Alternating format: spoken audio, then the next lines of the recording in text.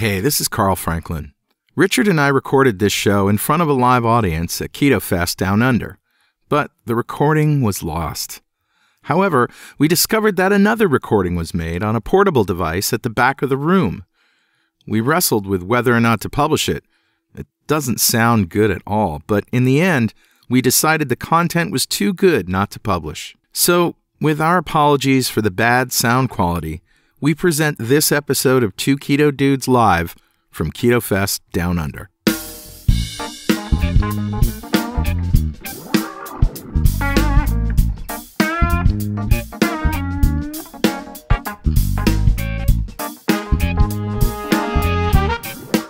Welcome back to Two Keto Dudes.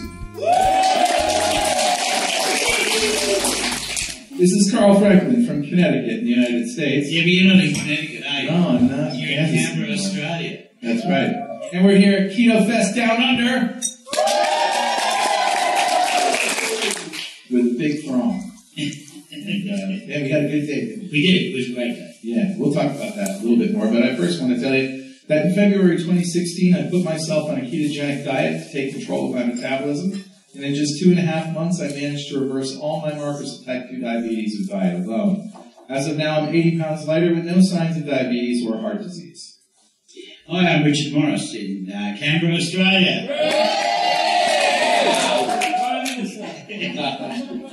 And apparently I've just been invited to become the new Prime Minister of Australia. But I've been on a ketogenic diet since April 2014. When I started, I was very sick with complications from type 2 diabetes. In 6 months of starting a ketogenic diet, all of my biomarkers of disease had disappeared. I've lost about 100 pounds, so I've completely turned my health around.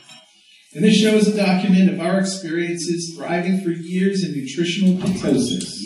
And reversing diabetes. Absolutely, and hopefully this might help a few people who are curious about this kind of dietary acumen. Yeah, we're not doctors. We don't want to give out any medical advice, but we are keen to share our own experiences. We're actually both software developers, so we're not afraid of the technical detail, are we, Carl? I ain't no bloody galah. We have done some research into our own deranged metabolisms and the science behind them.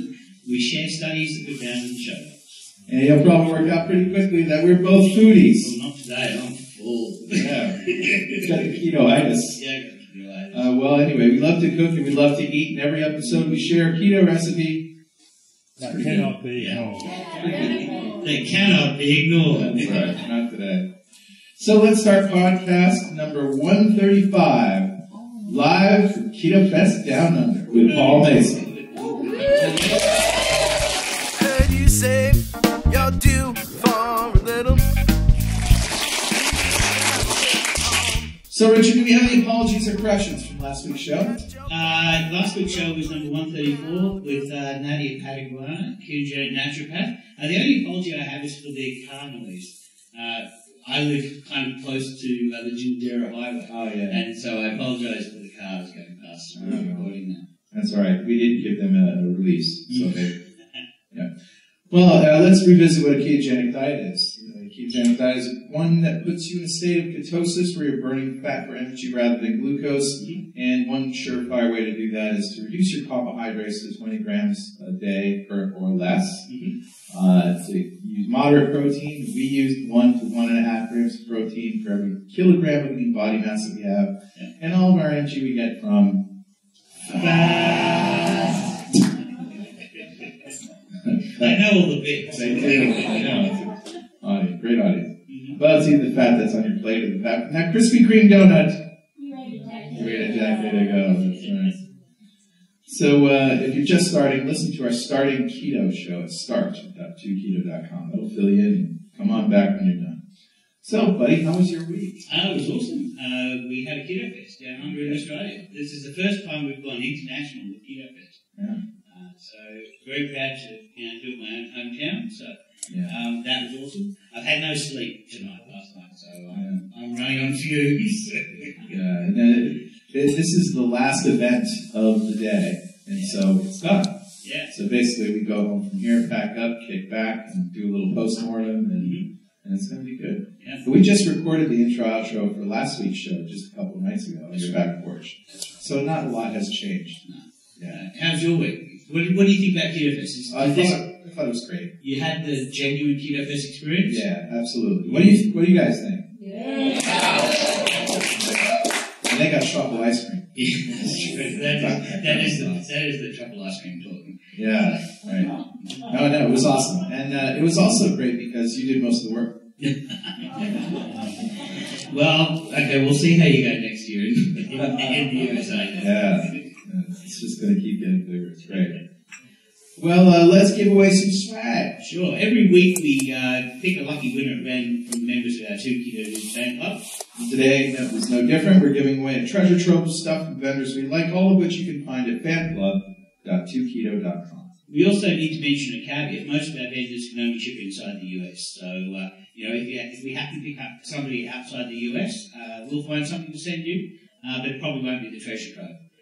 That is until we can find an affordable means of distribution. And you do have somebody that has a product that you want to give away here, right? Yeah, there's 2 people who are interested in being involved in it. Yeah. And one of them is Tassie Tallow, who provided the duck fat for today's meal. Excellent. Yeah.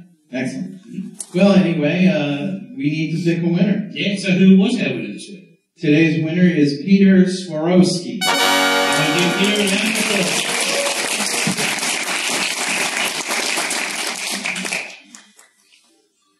Let's tell everybody what Peter has won. Sure. Well, the first thing we give away is a 2 Keto Dudes coffee mug with our mugs on it that says Keep Calm and Keto On. Also a signed copy of Lies My Doctor Told Me by Dr. Ken Berry online at lies.2keto.com. And a bottle of Stevia Sweet Barbecue Sauce developed by a barbecue restaurant owner who plans to change the restaurant industry forever. Only 2 grams of carbs per serving online at steviasweetbbq.com.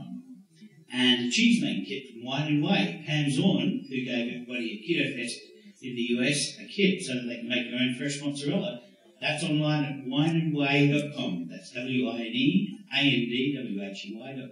And a 6-ounce cup of beef bone broth concentrate from Birthright Nutrition. Just add water, heat, stir, sip, and enjoy. Jam-packed with good stuff. More at birthrightnutrition.com. We're also giving away a bottle of Remag Magnesium Solution developed by Dr. Carolyn Dean, along with a copy of her protocol and the Keto Magnesium Manifesto. That's available online at magmiracle.com. And we're also giving away a big bottle of fasting drops from Keto Chapter. It's a well-formulated blend of electrolytes. Just drop a little in your water. Fasting is a breeze. Online at fastingdrops.2keto.com. And 2 bottles of Sated, 1 chocolate, 1 vanilla, online at sated.2keto.com. And from Keto & Co., a sampler 6-pack, a bag of brownies, 4 bags of different flavored cauliflower rices, and a bag of flatbread, online at ketoand.co. And if you don't want to wait to win some swag, you can buy all sorts of it online at gear.2keto.com. And that brings us squarely to a section that we call...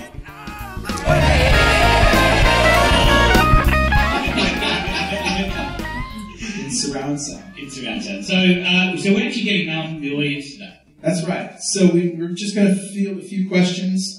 Hi, please can you give us some guidance on how much salt we should be taking? Are you eating carbs? No. Oh, very little carbs. Very little carbs? This is a question from Jane. A question for the doctor, I think. Mm-hmm. We should introduce Dr. Paul Mason. We'll introduce him later on. Sure. We'll let him speak without credentials. So, in terms of how much salt you should have, I've asked everybody to monitor for symptoms. So, there's very good evidence that if you're having at least 4 to 6 grams of sodium a day, which is equivalent to, about 10 or 15 grams of table salt a day, then that's associated with the lowest all-cause mortality. But on a ketogenic diet, because your insulin level is so much lower, the kidneys don't hold on to sodium efficiently. So, it's likely that that amount of sodium you need is more. So what I tell my patients is I say, monitor yourself for symptoms of sodium deficiency. So if you have dry eyes, if you have what we call medically postural hypotension, do you feel a bit lightheaded or dizzy when you stand up? Do you have thirst? Could be the bourbon. This is true. Oh, I actually feel like they're dizzy when I fall over. It's not as thick as you drunk we are, so... So if you feel thirsty, but when you drink a lot of water, your body doesn't seem to hold on to it, it just passes through you and you just start urinating a lot more. This is because sodium is what actually holds fluid into the body. And without enough sodium, you can't hold on to that excess water. So I guess the term would be unquenchable thirst. That's another symptom of sodium deficiency. And muscle cramps is another one. We always talk about magnesium, but sodium is well known to, in a deficient state, to be associated with cramps. So if you have any of those symptoms, then I would suggest that it's worth considering, and don't take this as medical advice, but it's worth considering whether you're having a sufficient sodium intake. But at the very least, on a healthy, non-processed food diet, it's very, very easy to come in under that 4 to 6 grams of sodium a day because you're not having any processed foods. If you're on a ketogenic diet and your insulin is low, is there a cap? Like, from what I understand, your kidneys will just continue to flush salt if you have too much. So I think I probably agree with that. So when I was in medical school, I was sitting through these lovely lectures of renal physiology. It's the kind of lecture that makes you want to stab yourself in the arm with a blunt pencil. But, you know, if you sit through that, the take-home message was that if your kidneys are working properly, if you put excess salt into the body or excess sodium into the body, your kidneys will deal with it. And when I was a junior doctor and I was vacillating over how much potassium and sodium I should give patients in their IV bags, a more experienced doctor looked at me and goes, even the dumbest kidney is smarter than the brightest intern. And what that means... and he fair dinkum me, looked at me, said that.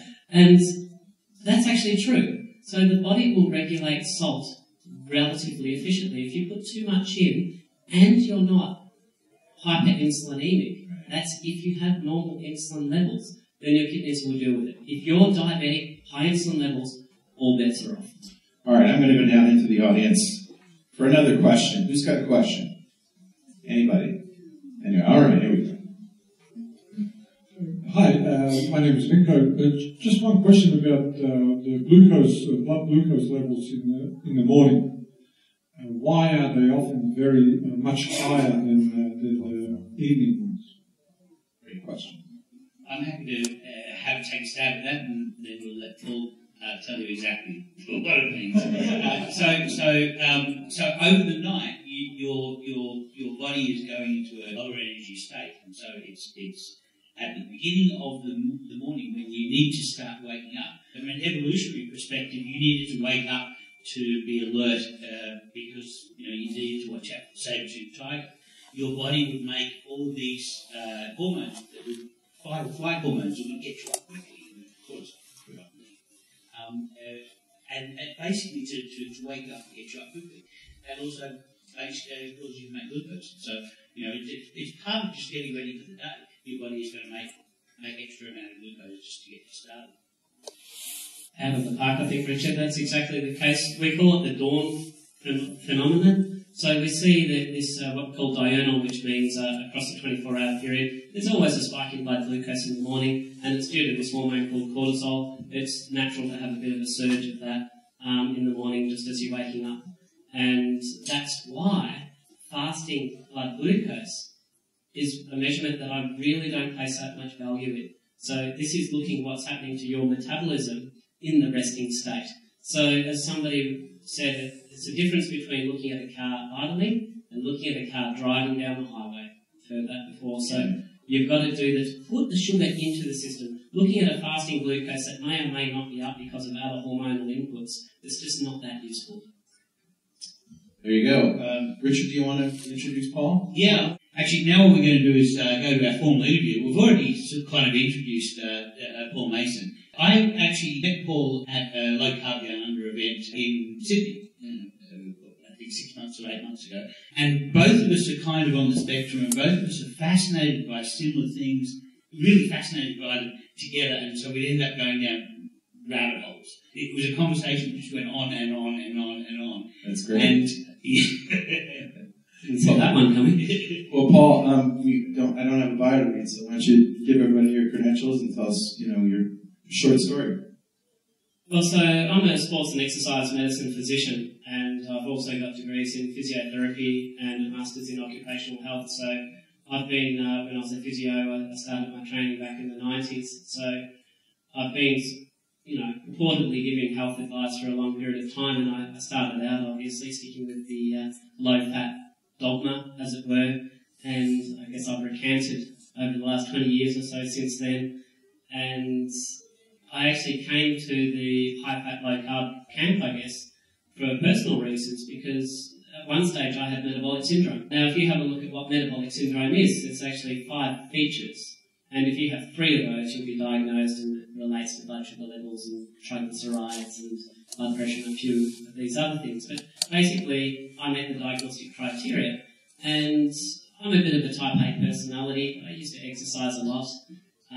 I was actually counting the milligrams of salt, sodium that was going into my diet, and I still had really high blood pressure, etc., etc.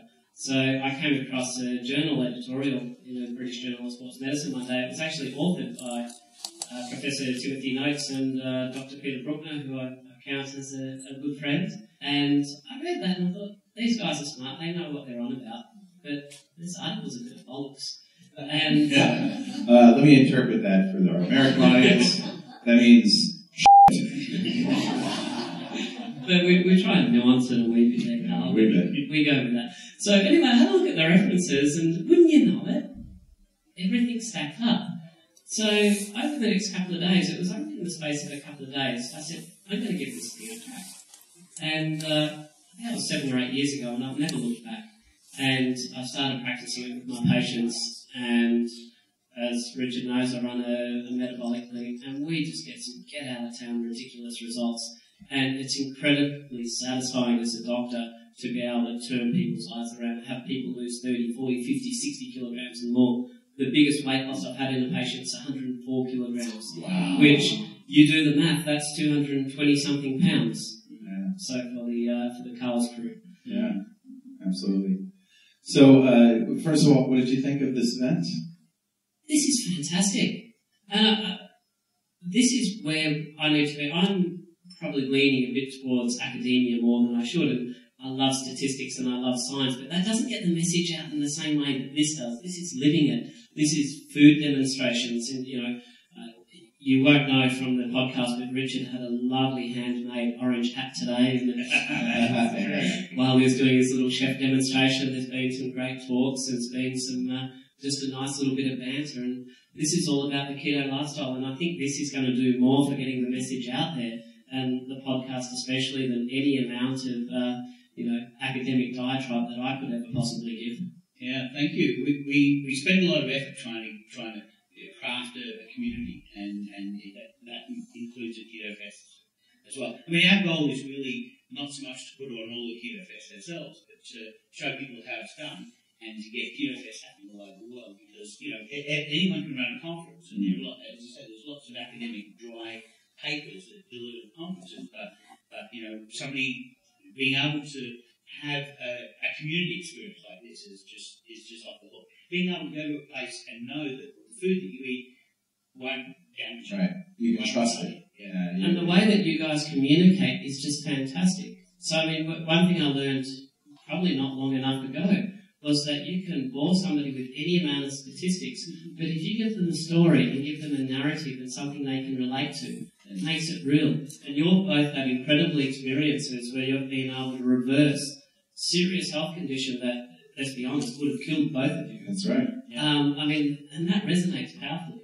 And you've communicated this to a worldwide audience. And tell everybody what the theme was for Ketofest Downunder. Yeah, so the theme for the first Ketofest was to pay it forward, and the second Ketofest was to grow your own community. And this Ketofest, the theme is bring Ketofest home. So basically to take the idea of what we're doing here, of having a community event, plus science, plus cooking, plus fellowship, and turn that into and bring it home to your own. Do your own Ketofest. Yeah, and not just the people in this room, but also our listeners. We are doing our best to make sure that these kinds of events can happen all over the world.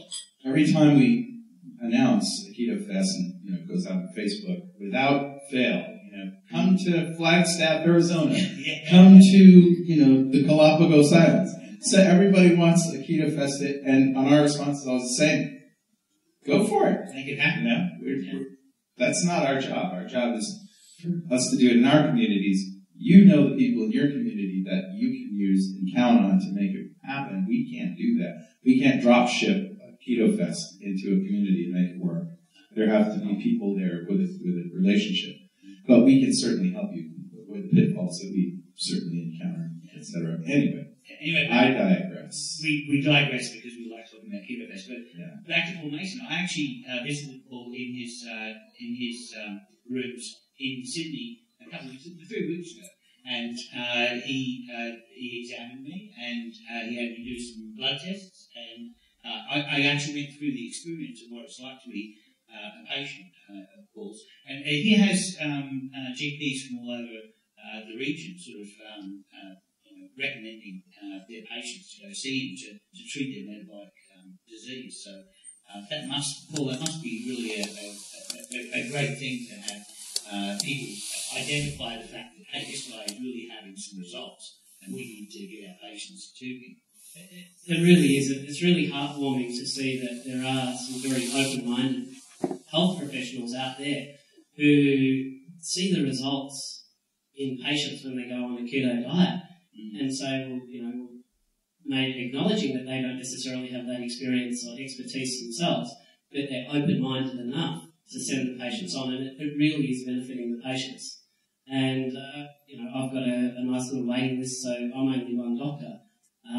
But I tell you what, it's incredibly satisfying work, and the more doctors we can bring on board with this message, the better. But it's a fun clinic. I enjoy it. Patients get better. They get healthier. We stop them taking their insulin. They lose a bunch of weight. Their reflux goes away. Their sleep apnea reverses. I mean, the health benefits are myriad. So all the information is out there for anybody to go read and find and understand the science behind the ketogenic diet. There's a lot of fear of fat, right? There's a lot of fear, even people who know that it's not going to kill them think it's somewhere in the back of their mind. Oh, I might be, lining myself up for a heart attack just because of the years of this information. So how do you get through to these people? I just personally want to know because I come up against it all the time. Look, I don't know if I should mention any names, but I will say there is quite a well-respected cardiologist in Sydney who now refers me a lot of patients. And the way that came about is because we actually shared patients. Again, so didn't send me the patient, but we shared them. And I remember one patient vividly who was on maximal medical therapy and had already had all the arteries that could be stented. There wasn't much going on. Their legs were swollen because of heart failure. They had fluid in their lungs again because of heart failure. And it was the ketogenic diet that was able to dial these changes back. And I think when you see something like that, so it's not me convincing the doctor, I think the proof in the pudding, to use a pun, is actually the patient and their results. How can you convince the patient is what I mean. So I have a very, I believe, a good educational process that we go through the patient. So I think it would be egotistical of me to think, hey, I tell you this because I'm a doctor and you'll believe me. Because the simple fact is, for every one of me, there's been 20 other doctors in the past who have told them the exact opposite. And there's no reason why they should hold my credential up any higher than another doctor. They're both medical degrees, right? So what I like to do is we explain the science. And this is how my very first video that went on YouTube a few years ago is I used to get sick of explaining the science to every patient because it's quite in-depth and it's quite laborious to go through it in a way that makes it logical and understood. So I used to do lectures in the clinic where I used to work every 2 weeks. We'd have 20 or 30 patients come in, and all the patients I'd seen in the previous fortnight would have to sit through that. And I actually made coming back for another appointment with me contingent on them attending that lecture. So that means that every patient I saw was by default well educated. And I think that was the key. It's not a faith-based approach. So I think there's two types of medicine. There's what we call eminence-based medicine, which is, trust me, I'm a professor, and then there's evidence-based profession. And I think if you're going to practice evidence-based profession, then you need to educate the patients and bring them in along that journey. I think one thing that's important is a personal epiphany.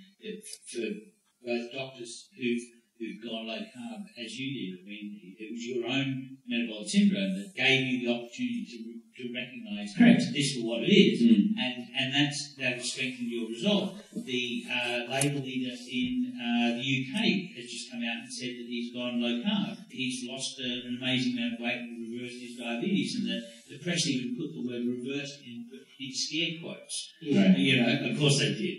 But he's out there professing it's really and for Carl and I, obviously, we would not be nearly as good communicators had we not almost lost hope, almost died. So this is I think this is the thing that if you can help somebody enough so that they can start to see the benefits, I think they will say, I thought at first that maybe that eating all of that would give me a heart attack, but damn it, I just feel so good. Yeah. My diabetes is gone. My doctor doesn't know what the heck is happening. He just wants me to keep doing whatever it is. And I think that helps. I think. Well, the other thing is that, we're not doctors, so we don't have the authority that you have, but it's great every time you see a doctor that gets behind low carb, because you have the 1-2 punch of the authority, so the white lab coat that people respect, and the science, right, and the results of other patients.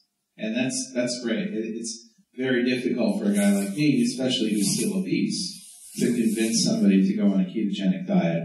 They didn't see me 80 pounds ago when I was 366 and diabetic and certainly headed towards heart attacks and losing toes and digits. But but it's easier for, I think, it's necessary for doctors to get behind this, because they're the ones that can influence their patients to follow the right path. And I think you hit the nail on the head there. At the end of the day, I am in a privileged position.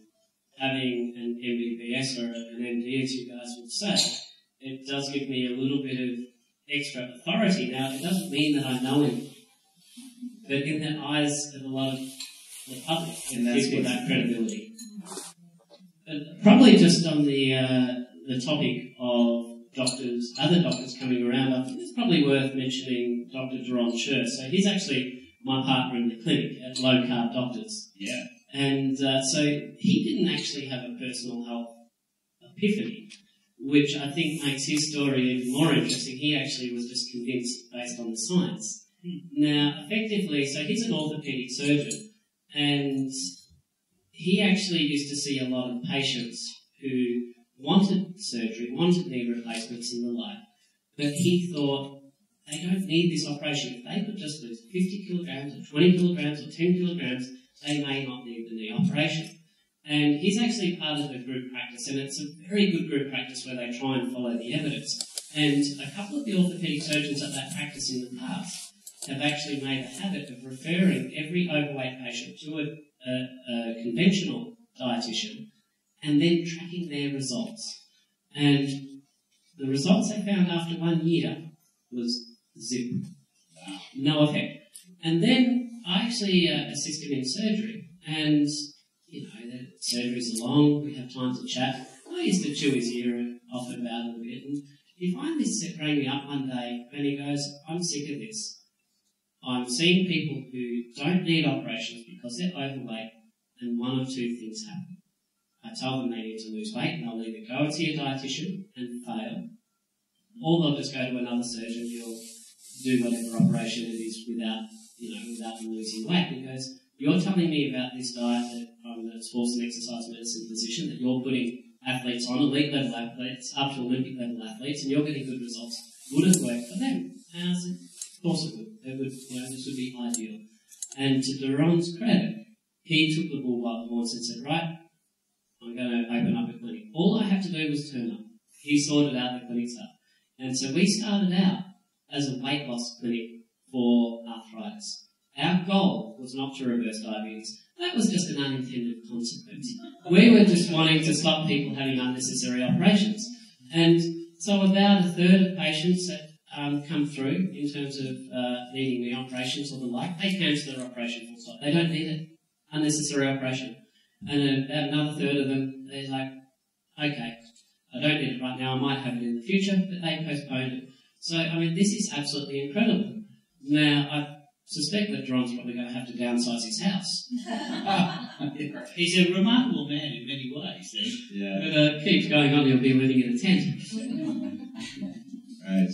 Well, it's worth mentioning what we did with Martin this morning, and a little bit of science at the end of science breakfast, because we haven't talked about it yet on the show. It just happened with it. Yeah, that's right. Carl and I did a presentation. We had 3 science presentations from Doron Sher and from Paul Mason and from Jessica Turpin. And then Carl and I did a little bit of a science presentation where we hooked Carl up to a machine and we measured his respiratory exchange ratio. Right. And metabolic rate, and also metabolic efficiency. It was quite interesting because what we were doing was measuring how much oxygen he breathes in, how much oxygen he breathes back out. So the difference there was how much he used, which then tells us what his metabolic rate was and how efficient his mitochondria is. Right. And we also knew from how much oxygen he breathed in and how much CO2 he breathed out exactly what fuel he was using.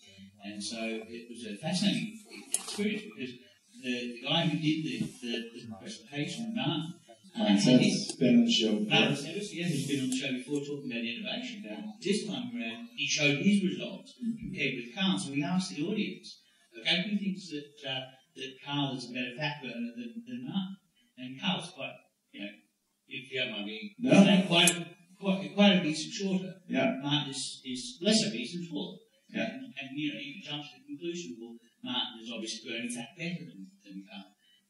But you could also, and there was also the question of whose metabolic rate was higher. Right. And you could say, well, Carl is obviously larger, so therefore his metabolic rate should be larger. In fact, it was the opposite.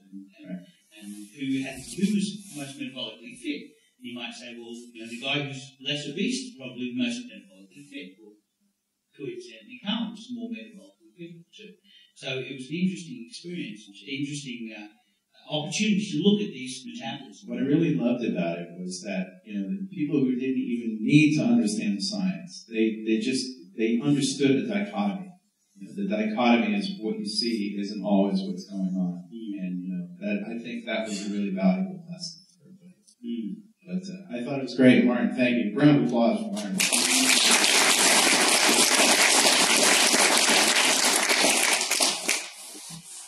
Yeah, well, Paul, what was your opinion about that little experiment? Well, I'd like to be humble, but I'm not. I'm going to brag. I went on it with Martin afterwards, and I had a respiratory quotient of exactly 0.7, which means is equivalent to 100% fat burning. Nice. So this was after about 14 hours of fasting. So the last meal I had was actually some delicious meat. Smoked lamb. At Richard's house last night for the VIP event. Yeah. And that was deliciously fatty. Didn't eat anything at all, no milk, no coffee this morning. I was just running a wee bit late as I normally am. I was writing the presentations. So I was very happy with that result. So, you haven't alluded to the science too much, but basically you can have a look at the amount of CO2 which is expired, compare that to the amount of oxygen that is being used, and you come up with a ratio. And 0.7 is 100% fat burning, and 1.0 is 100% carbohydrate metabolism. So I'm down the extreme end as 100% fat burner. One of us. As are both of us. Right. Yeah. And I think a lot of ketogenic people would be, for the most part, down there, because we've found that we're reasonably able to go down that end. Whether we're able to easily go up the other end is another question, and that's something that my glucose tolerance test brought into focus, because it appeared to me, I'd be very interested in your Paul's analysis of it, it appeared to me that I was able to dispose of the glucose quite directly. I don't know if you want to chat about your spike and your little hypo afterwards.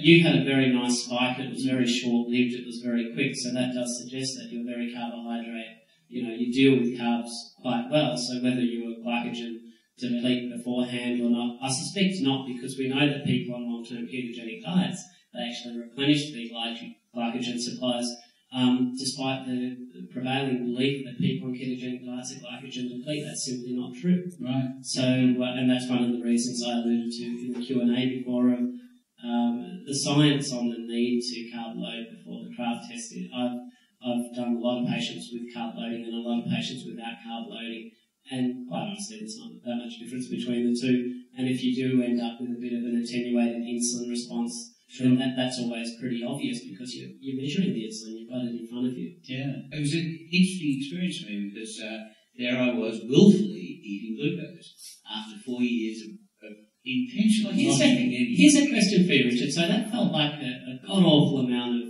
glucose that you were drinking in that bottle. Yeah.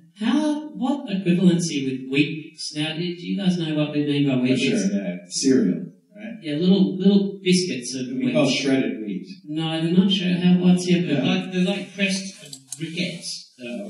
This is an Australian institution, so we really need you to understand. Please. So just for the those who know what wheat bix are, how many wheat bix would you think would be equivalent to that test? 7.5. Wow. So it's actually not a huge amount. People are thinking they're having a god-awful amount of glucose when you're doing the craft test, but you're actually not. You know, if you have a bowl of crunchy nut cornflakes with a bit of milk and a bit of sugar or something, it's going to be exactly the same. So we think it's a get-out-of-town awful amount, but this is an amount of sugar that people are consuming every day of their lives, for each meal. Yeah, a lot of pregnant women, or at least women who've had children and tested with gestational diabetes, warned me about the test. Now, I didn't find it to be that bad. For me, it tasted like flat lemonade, flat Sprite, actually. That's a polite term compared to what you use the other day. Yeah, well, so... Insipid? Yeah, it was a little bit insipid, but a lot of these women who've had the test said they were told before the test that it tasted a bit like orange sherbet. But then after the test, they realised it tasted more like orange sherbet, just sneezed. It was like slimy and nasty. So, yeah. Was it viscous? Well, it must have taken a lot of, I can't imagine a syrup, but for me, it was just like weak lemonade. No, Paul, we're leaving that in. That's gold. That's gold right there. It's like, cut that. So there's this thing, inside words and outside words. Mm-hmm. Sometimes I get it wrong. What can we all do when we go home from here, stop listening to this podcast? What can we all do to help bring about change? For me personally, I think I'm going to take home the importance of narrative and trying to communicate through narrative more than just numbers. And I think everybody in the audience here can be that narrative.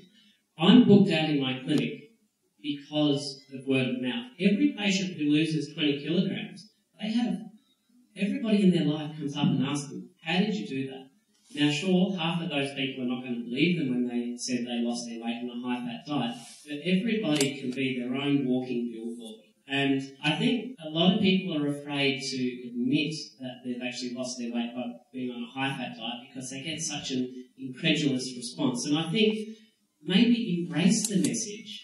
And we are seeing a bit of a sea change. And I've been saying this for over 5 years, but I honestly believe it now. I think we are seeing a sea change. And I think that if everybody can embrace the message, don't shy away or resile from the fact that you get magnificent results on a ketogenic diet. And if people ask you, be open, be communicative. I think that's probably what I'll... Yes, I did ask for 3 more pats of butter for my ribeye. Yes, I did. And then you ate it for breakfast, and that's okay. So, Paul, you've got upcoming an event in Sydney in November, right? Yeah, well, probably the highlight, on the 10th of November, we're doing a low-carb conference at Sydney University, and I think the highlight is going to be the esteemed MC, who's going to be Mr. Richard Morris. But, thank you very much. And I'm actually going to be between 2 exams, which is absolutely perfect. But we don't expect anything less than full preparation. No. Now, the exams can wait. Yeah, they can. Now, this is actually going to be a really fun conference. So this will be the 3rd conference that we've done at Sydney University now. Again, we're getting some notable speakers. We're having Dr. Peter Bruckner, Mr. Low Carb himself, Rod Taylor from Low Carb Downunder. Yeah. He's the founder of this magnificent group. He'll be there. We're going to have a dietitian panel, which will include Jessica Turton. We're going to have a cardiologist. We're going to have doctors talking about red meat and, is it really that deleterious for our health after all this cancer scare, this kind of stuff. And then we're going to try and have some practical sessions as well, one thing we haven't done a lot of in the past is what you guys do so well is, how do you live this? What foods do you eat? How do you cook for a family? So we're going to try and include a wee bit more practical stuff, and then open Q&A panels to answer anybody's questions. So I'm always excited. And on the Thursday before, that must be about, it's in October actually, it's a month or so before, we've got Steve Finney and Jake Kushner coming out. We're having an evening at Sydney Uni. So there'll be three of us presenting, myself, Steve and Jake. And that's going to be a cracker of an evening too. I think it's probably not going to be so beginner level. That we're going to be, traipsing around in the weeds a little bit, biochemistry, but I think it's going to be a good night. If you're interested in just upping your low-carb knowledge a wee bit more. And where can we find out about that? So if you go to lowcarbdownunder.com.au, I think the Sydney event is not quite posted yet, but I might tap right on the shoulder and see if we can get that put up in the next hour or two. By the time this podcast is being aired, it should be up there. Mm-hmm. And I've got a website with my clinic partner, John Scher, and we're trying to broaden our reach with other doctors at lowcarbdoctors.com.au. And we've got a bunch of videos up there, and we're trying to get more promotional material out there. It's all free, it's all educational. I don't have secrets. If I learn something, I love to share it. So it's all on the website. Great. Thank you very much, Paul. It's been a pleasure.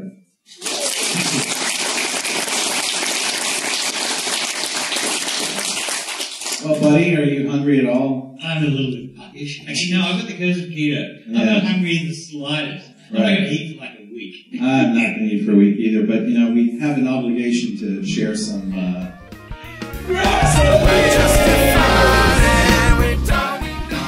I think I'm going to share a recipe that I cooked last night. Yeah. And this is the clotted cream.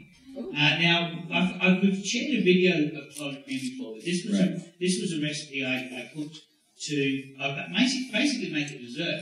And the only ingredient is cream, so it's not that difficult. Right. The thing is, you need to have a cream that doesn't have any thickener in it. No Jaggers or carrageenan or anything like that. You just want just pure cream. And in Australia, if it says pure cream, by law, it has to be only cream. I don't think I've ever seen pure cream in my grocery store. And you have to go to like a dairy for it. Yeah, it's sometimes hard. There is actually a brand called Pure Up Cream, which is not always pure. There is a pure cream product, which is, but, it's just confusing everyone, which is a shame. But anyway, so you have to start with cream. Now, I started off with 8 600ml containers of Dairy Farmers pure cream. 600 ml is a pint. So I had 8 pints of cream. And it made enough clotted cream for 30 people to have cream and berries for dessert. And there was plenty left over. Everyone had an adequate sufficiency.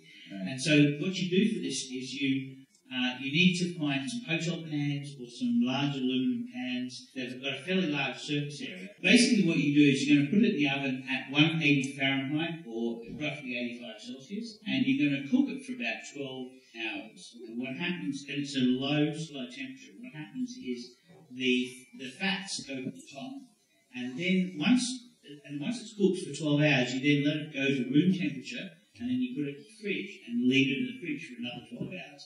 And then you scoop off the top of it, and the stuff underneath is like, it's not whey, it's almost like a cheese. It's like cream. Well, the stuff on the top is like cheese. It's like a cream cheese that is sweet. And it's only cream. There's nothing else in it other than cream. And it goes delicious with berries. The stuff down the bottom you can use in your coffee. Yeah. So it's just like a light cream. So that's my recipe. All right. I got to admit, I'm phoning it in this week. This is a recipe that I haven't made, but looking at it, it fits with everything that I know about these ingredients and how they work together. And it's literally on his phone. It's literally on my phone. I'm reading it, and this is from a Low Carb Cafe. First of all, who misses chicken Francaise? What's chicken Francaise? What's chicken Francaise? Oh my God. You're in a foreign country, buddy. Okay, now I miss chicken Francaise. So chicken Francaise is essentially a chicken breast pounded thin, and it's in an egg batter and sautéed lightly. It's very soft and very delicious, but butter and lemon is the sauce. Schnitzel. It's a schnitzel. Okay. It's a schnitty. You say schnitzel, I say chicken Francaise. No, it's not quite schnitzel. A schnitzel is more crispy, isn't it? This is a soft egg bag. Yeah. Okay. So anyway, this is called Roll Your Eyes Back Chicken Francaise. I like that. And so you get 4 boneless chicken breasts pounded thin or cutlets. Just as a side note, I usually, when I'm cooking chicken, I like to use thigh meat because it tastes better to me, but sometimes a flat pounded chicken breast is good too. 2 eggs beaten, tablespoon of water, 1/4 cup of grated Parmesan cheese, a little chopped fresh parsley, 3 tablespoons of extra virgin olive oil, 1/3 of a stick, plus 1 tablespoon of salted butter. 1/4 cup of dry white wine, a tablespoon of fresh squeezed lemon juice, salt and pepper. So you hear the ingredients, you know what to do, right? These recipes are just kind of funny because they seem so scientific and exact, but I look at these recipes, oh yeah, I can make that. I know what to do here. Anyway, I'll read it. Clean and dry the chicken. Pound it until thin. Do you guys use those hammers, the pounding hammers? Everybody's nodding. Yeah. And sometimes between 2 sheets of saran wrap. Yeah. I have to use something like that. Yeah, saran wrap will probably break when I use something there. So you pound it until it's thin. You season with salt and pepper, and you mix the egg wash, which is the eggs and water, Parmesan, and parsley. See, usually, if I was going to make fried chicken, I'd put it in egg wash and then take pork rinds and Parmesan together. But they say put the Parmesan and the parsley in the bowl with the water and eggs, which is different. You're going to get a soft egg bag. You cook the chicken, and you basically heat up the olive oil and 1/3 of the stick of butter, and the garlic in a skillet until fragrant and hot. Cook it on medium heat. Each side about 6 minutes. You want it to be almost cooked. When you remove it, keep it warm. That's when you add the wine and lemon juice to the skillet, and you reduce it on high heat while scraping all the good stuff off the bottom. That's the fun. Salt and pepper that sauce to taste, and that lemon butter flavored sauce goes spooned right over it. And so you return the chicken to the pan, you coat it with the sauce, turn it over, you cover it tightly. You want to cook it on low for 20 minutes. And then it just absorbs all of that delicious sauce. And that's my recipe. That's not a sneak. Nah. It sounds like it. Yeah. I think I'm going to make it when I get home. So that's a show, buddy. That's also a Ketofest too. I think the Ketofest Down Under is a wrap. It is. Of course, if you have anything you want to tell us, something you said wrong, something you don't agree with, more research you can explore with you. Send it by email to booze@2kilodudes.com or post it on our website. And you can follow us on Twitter, Twitch, Facebook, YouTube, and Instagram at 2kilodudes. Make sure you use the hashtag 2kilodudes. And of course, if you want to join the free Ketogenic forum, explore.com. You can have a look around the Ketogenic forum that means starting success of 2kilo. And if useless swag is your fancy, like t-shirts, coffee mugs, and all that other junk that we keto saying on, head over to gear.2keto.com. And if you want a shot at getting some of that swag for free, join the 2Keto Dudes fan club. We're doing something in every show. So fan club, 2Keto. And if you feel like supporting our forums and all the podcasts we produce, think about making a monthly pledge on our Patreon page at patreon.2keto.com. You can also see all of our podcasts and our videos on YouTube at youtube.2keto.com. And if you haven't already, please go leave us a review on Apple Podcasts. That's how people get to know about what we do. 2Keto Dudes is brought to you by 2Keto LLC, who strives to support the low-carb community with podcasts and other publications.